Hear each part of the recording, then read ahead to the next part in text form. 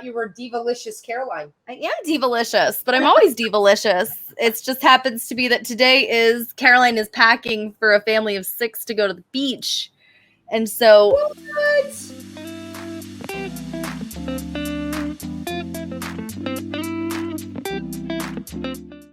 Okay, so this is a really long question. Now, I'm going to plop this up here because we can answer some of it. And this is from Abby. And she said, I'm working on turning my popular DIY posts into mini ebooks. I love that. For a couple dollars each. And I set up my Sendow account. Can you help me walk through the process from the opt-in to the lead page or whatever to offer people the printable ebook, or lead me to your talk where that was discussed? Okay. We have everything organized, which we forgot to talk about this in our housekeeping. We have everything organized in our Facebook group by, I think it's called, they changed the name of it. Guides? It's called, is that what it is? Yeah, I think it's Guides. So Guide 1 is Product Creation Month. Guide 2 is creating the sales page. And I believe that is where the hookup is you are going to be want to look for. And Guide 3 is email marketing. That's going to give you the tech walkthrough of how to hook up Sendow to your sales page so that you can deliver the ebook. As far as when to offer the ebooks, that's in the email. That's a totally different thing. That is in the email marketing, which is what we're doing in this month. So you can send an email that says, hey, I'm doing a sale on a bunch of my mini ebooks. These are all my DIY content that you can buy for a fraction of the cost. And that is how it's going to be slightly different. Your product, it's listed in Sendowl. You're setting it up in Sendowl. Sendowl is just the checkout. This is the checkout process. It is nothing more than a checkout process. You go over to your lead page. You've made your beautiful sales page. You have your header, your text, your pictures, whatever. This buy now button where you're actually going to be linking is the URL that you get to your Sendowl page. That's it. That's all that you're doing. You make the sales page in lead pages. The link that you're using to get people to actually buy is the one from Sendowl. That's it. If you're talking about a Tripwire, I don't know where we covered that, but it's somewhere in the video hub. The only difference is if you're doing a Tripwire, you're going to have a page from the opt-in. After they get their free download, then they see a Tripwire page. And I know we talked about it. We even did a challenge and a critique and everything on a Tripwire page, but I can't remember where we did that at. So that is slightly different. It's just an extra step after they sign up. It says, hooray, thanks for getting your free download. It's on your way. While you wait, here's an offer just for you. And make sure it relates to the freebie so it makes sense. Because as Caroline always says, the product is the next logical step. So it needs to relate. It's still the same technical hookup. The Tripwire page is still going to have a buy now button, and the buy now button is still going to link to Sendowl so they can actually get the product and pay for it. So it's still the delivery process is still the same. It's just a different style of sales page. All right. The freebie, there's 2 different ways that you can set up a Tripwire if you want to. We do go into a little bit more detail in one of our lessons where I can't remember. Sorry, guys. We've done too many videos over the past year and a half. Search for it in Facebook, guys, the topic, it will bring up the video. If you search Tripwire, I bet you would find it. Yeah, you're going to get a lot of other stuff in there, but it's going to show the videos as well. But this is how it really works is you have your freebie. Once people sign up, they get an email sent to them that says, confirm your email. I like to do it that way, but at the same time, or you could send them straight to the Tripwire page. So after they sign up for the freebie, there is an option inside of ConvertKit where it says, what action do you want people to take after they sign up? That's where you have an option to send them to a different URL. That's something that you can send them straight to the Tripwire page where you say, yay, thank you so much, blah, blah, blah, blah. All right, so Abby has a follow-up question. Okay. She says, for something as simple as a mini ebook of a blog post, should I use an opt-in freebie and then lead them to the booklet? Or should I write out, offer the product in the blog post since it's not a big product? Do it all. Yeah. There's nothing that says that you can't do both of those things. We know that there are some people who put like a big box at the top and at the bottom that says, like this post, print it out and have your own copy of it for $5, $7, whatever it is. And that's all that it is. And it's right there on the post itself. I think especially, Abby, in your niche of DIY stuff, that would be really easy for you to do and super beneficial so that people can have it as a PDF that they can take with them. Yeah. Plug your rules, do all the things. Yeah, there's one more question before we get to ConvertKit. I'd love to see here exactly how you keep emails organized in Google Docs, one main folder, multiple main folders, where the stats are kept on the emails after running, etc. And I'm going to share how I do mine, because Google Docs, I literally organize my entire business with Google Docs. I know I used to sing about Trello, and I do use Trello for some things, but Google Docs, it's Google Docs and Slack. I showed it to you, by the way. I'm really proud of myself. Can I just?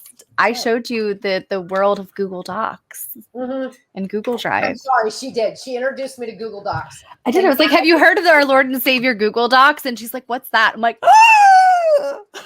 When I realized that you can create folders and hyperlink from one Google Doc to the next, I literally not only organized my entire blogging business, but I organized my personal life and finances. Everything's organized on there. Everything. It's so nice. So here's how I do my emails for selling, because I have a couple different blogs that I sell for and different products and different niches. I have to keep them all sorted out. I will do a Google Doc of all of my emails where I sell a particular product. So the header will say what the niche is. It will say what the product is. And then I will list every single email just using a line as a divider in between each email, because I'm super visual. And before each email, I will have the date that I sent it, the goal of the email, and the subject line of the email. And then I'll paste the email in, all the images and links included. And then at the end of that email, I will have my stats. So it depends on the goal. If I was trying to grow my Facebook page, if I was trying to grow my page views, if I was trying to sell a product, whatever it is, I will have my goal stats down at the bottom, what the numbers were before the email and what the numbers were. I go 2 days after the email. And that is how I run my stats. Then I have a Google Doc, which is my index. So I'll have SLCG emails. And then underneath it, I will have everything there. And then I'll have my Declutter in Minutes emails, and then whatever else it is that I have included on my index page. And I have everything there. And it'll say, find sales emails for my homesteading straw bale gardening course here. And then if I click on here, it hyperlinks to that Google Doc that has all my sales page emails listed. So the next time I run a sale, I just go to my index, I click on that link, and all my emails come up and all of my stats come up. I know exactly what got sent on what day, what the results were of the emails. I have notes on there on how to improve it. Or if this was an awesome email, do not change a thing, send as is. And I'll have everything in there. And that's all there is. So I have an index page that says here in bold, all caps, that is where I hyperlink over to the Google Doc that has all of my emails in. It's that simple, guys, and it's been working. I've been doing that for a long time. It's so basic and so easy. People don't think Google Docs is going to work, but it literally does, and it allows me to hyperlink everything there. So, and yeah, that's basically how I do it. So the way that I do it is I have a folder that is for emails. I then have a different segment for my audience. So I have money, and then I have business and blogging. And then I would take it over to a flash sale folder where I would have all of my flash sales. And then it goes to a singular file for each different flash sale. Because of the fact that I am a total nerd, I promised that this is what I would share. You guys have this information inside of the template for the outline. I've shared this. What I didn't share was this part because I didn't think to put it there because honestly, I thought that it was going to overwhelm you guys, but obviously that was on me. You can add whichever number of these that you want at the bottom. So anyway, inside of the actual document itself, I have a single doc. I do not put all of my emails on different documents. Again, reason being is the more things that you have, the more different documents that you have, the higher the probability of them getting lost or separated. And then when something gets lost or separated, it becomes confusing. And then we don't use it again. And then we're like, what happened to day 3 of that email sequence? I don't remember. Oh, well, I have to write a brand new one. We don't want that to happen. So anyway, I do everything for a single sale on a single document. Everything. So it has the name of it, the name of the product, the dates that it went on sale, along with how long the pre-launch period is. And again, you guys can get as nerdy with this as you want. The links. These are the links that I use for the checkout page, the sale page. If I did a webinar, if I did a challenge, if there were any videos that corresponded with it, all of those links go here. This is like the home base for all of that. So then you don't have to go and look for things. The sales numbers, you can write out your goals if you want to, like as you're building it out, or you could keep it to what were your sales numbers. You can, again, this is your, guys, your business, your rules. I'm just sharing what I've done. Pricing, how much it was. Did I offer a coupon? What was the coupon code? And then underneath of all of that, this is like page 1. Stops before the emails. And then each of the emails are their own page. The emails are then just literally the subject line. If I have any sales numbers that came from it that I tracked, if I was like, ooh, that's a really high unsubscribe rate, or ooh, that's a really low open rate. Those kinds of things I'll take note of here. And then there's the body of the email. And then I go to the next one. So that was the notes that you keep are going to be slightly different from what somebody else keeps. But that's the link. I put the link into the email template that Caroline was talking about. Yeah, that's honestly, honest to goodness, that's my favorite thing to do. It makes it so easy. Anna Barton, same thing. Go to Facebook, search for Google Docs, and look for the video. Yeah. I believe it's in there. We did do a video on there several different times over the last year and a half. So it's in there. It's basically just a filing system that's all done in Google Docs. That's it. That's it. And what started out as just one link, I now have link to link to link to link. It got very intense for some of the things that I do. But yeah, every morning I open up a Google Doc and it has my list of tasks that I have to do every Monday, because they're different than Tuesday and they're different than Wednesday. Yeah. And everything hyperlinks to the page where the information is of the work that I have to do. So it really does allow you to put a lot of the mundane on autopilot until you can afford to hire a VA. And then the good news is when you're ready to hire a VA, you've got the entire outline right there. Oh, yeah. That's another thing that I wish that I had started doing, but I talked to another girl in one of my masterminds that I'm in, and she was like, every single time that she comes up with a system, whether or not she's ready to hire on somebody at the time or not, she's like, whenever I come up with a system that works, I make a Loom video of me going through that system, because now she's actually hiring people, and she's like, and I don't have to refilm anything. It's all right there. And I'm like, smart. That's genius. Really and really quick, guys, this is basically what your Google Doc is.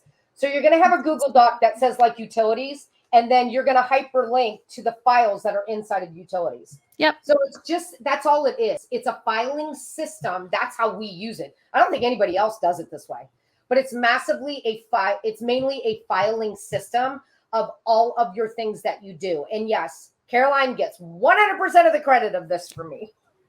Because she literally, because I was using Trello for everything. Well, the problem is you have to pay for Trello now. I know. It's free. It's not anymore. Google Docs is completely free. Free. It doesn't cost you anything. And you can link to Google Drive, which is another genius way to use Google Docs. That's what oh, sorry. This is in Drive. This is what I do in Drive.